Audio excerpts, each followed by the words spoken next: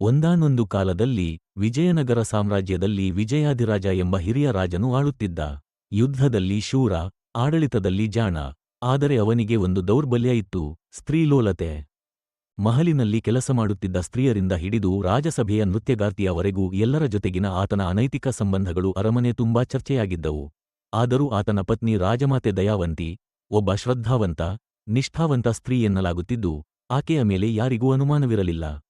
ಒಂದು ದಿನ ರಾಜ ಕಾಲಮಾನದಿಂದ ಮಠದ ಯಾತ್ರೆಗೆ ಹೋಗಿ ಹಿಂತಿರುಗುವಾಗ ಆಕಸ್ಮಿಕವಾಗಿ ತನ್ನ ಪತ್ನಿ ದಯಾವಂತಿಯನ್ನು ಅರಮನೆ ಯೋಧ ಶೂರಸೇನನೊಂದಿಗೆ ಅಂತರಂಗವಾಗಿ ಮಾತುಕತೆ ನಡೆಸುತ್ತಿರುವುದು ನೋಡುತ್ತಾನೆ.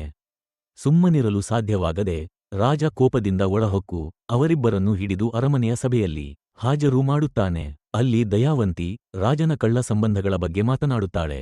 ನಾನು ನಿನ್ನ ಪತ್ನಿಯಾಗಿ ನಂಬಿಕೆಯಿಂದ ಬಾಳಿದ್ದೆ, ಆದರೆ ನಿನ್ನ ಅಂತ್ಯವಿಲ್ಲದ ಅನ್ಯಾಯದಿಂದ ನನ್ನ ಹೃದಯ ಒಡೆದು ಹೋಯಿತು. ನಾನು ಶೂರಸೇನನೊಂದಿಗೆ ಸಂಬಂಧ ಇಟ್ಟದ್ದು ನಿನ್ನ ಎದೆಯಲ್ಲಿ ನೋವುಂಟು ಮಾಡಲು, ನಿನಗೆ ಪಾಠ ಕಲಿಸಲು. ಇದು ಕೇಳಿದ ರಾಜ ತಬ್ಬಿಬ್ಬಾಗಿ ನಿಂತುಕೊಳ್ಳುತ್ತಾನೆ. ತನ್ನ ದೋಷ ಎಷ್ಟು ದೊಡ್ಡದಾಗಿದೆ ಎಂಬ ಬಗೆಗೆ ಆತನಿಗೆ ಅರಿವಾಗುತ್ತದೆ.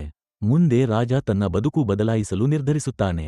ಸ್ತ್ರೀಯರ ನಂಬಿಕೆ ಗೆಲುವಿಗೆ ಪಾತಿವ್ರತ್ಯಕ್ಕೆ ಗೌರವ ಕೊಡುತ್ತಾ ಆತನು ಸ್ತ್ರೀಲೋಲತೆ ಬಿಟ್ಟು ಸದಾಚಾರಿ ಜೀವನವನ್ನು ಅಳವಡಿಸಿಕೊಳ್ಳುತ್ತಾನೆ.